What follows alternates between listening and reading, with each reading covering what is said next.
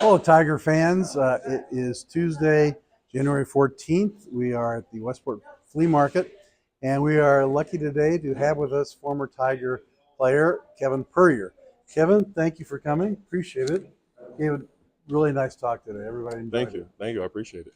Start with just you've changed your position. You were with Bank of America, but you've got a new endeavor. So hmm let us know what you're doing. Yeah, I just decided to take a leap of faith and start my own real estate company.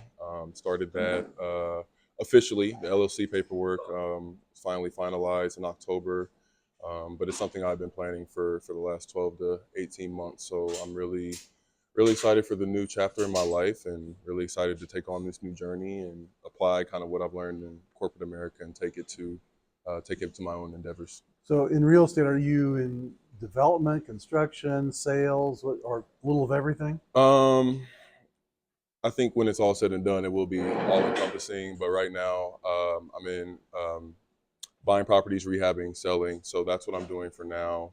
Really would like to get into the commercial landscape, raising money for commercial projects, doing development, and honestly just continuing to grow in the space. So I think 10 to 15 years from now, I definitely see myself, and maybe even before that, hopefully, God willing, but just being strictly like in the commercial space because that's really what I'm the most passionate about.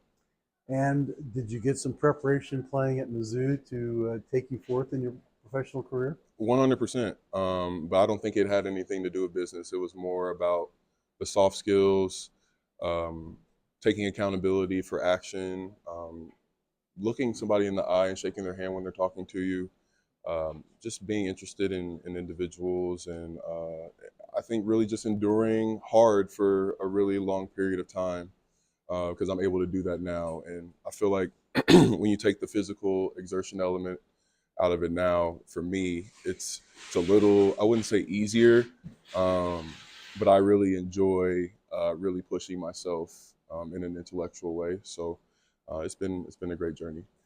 And at Mizzou, you played for two different coaches. You started out with Kim Anderson and then played for Conzo Martin, hmm correct? I think most people will remember a couple of things. With Conzo Martin, you played in Nashville against Dennis Gates when he was at Florida hmm State, correct? hmm Michael Porter's essentially one game hmm was hmm that game. hmm I was there.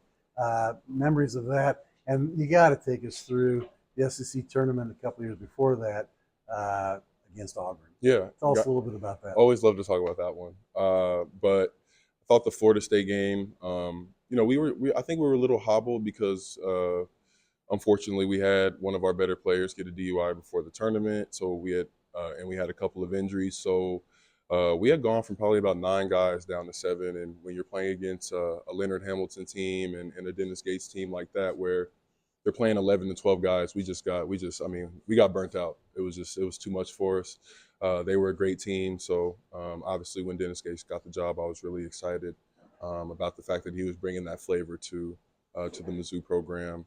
But as far as 2017, you wanted to touch on that game a little Auburn, I bit. think some people will remember that. Yeah, it was a great game, great memory that I get to share with my family and hopefully my children someday. Well, tell us what you did. Why it's Well, so memorable. it's so memorable because that was really the last coach. So Coach Anderson he had just lost his job, and I think we really were dead set on making sure that he went out the right way. I think there were a lot of ebbs and flows in that game that we kind of had to take on and overcome.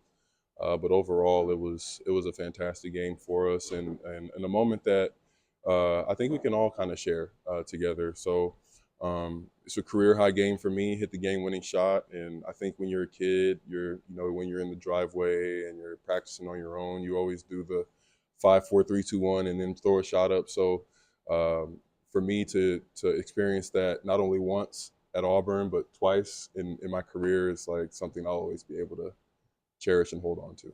Tell us before we wrap it up a little bit about what you think about this year's team, what you think their expectations should be, and take that.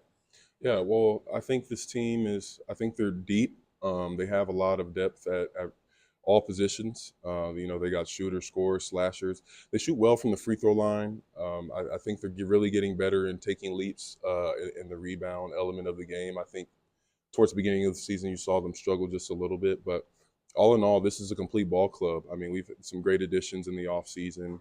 Obviously, the freshmen that we have will be great for the foundation of what's to come for the next 3 to 4 years.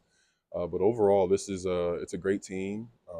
So far, they've really made me a proud alum, and obviously can't be too mad about the Kansas win, can you? Never look that one down. I'm sure you come across some Kansas people here in Kansas City and downtown. Hmm. Bragging rights, right? Yeah, bragging rights, definitely. I had a couple KU folks I used to work with, and it just really felt nice to brag. It really did. It did. But as you know, we got to come back to it next year, and the fight starts all over again. So I think it'll be a really great environment actually here Yeah. for That's right. They next play year. at T-Mobile. Yeah, play T-Mobile Next next couple year, years. and I will be in attendance for that. So Great.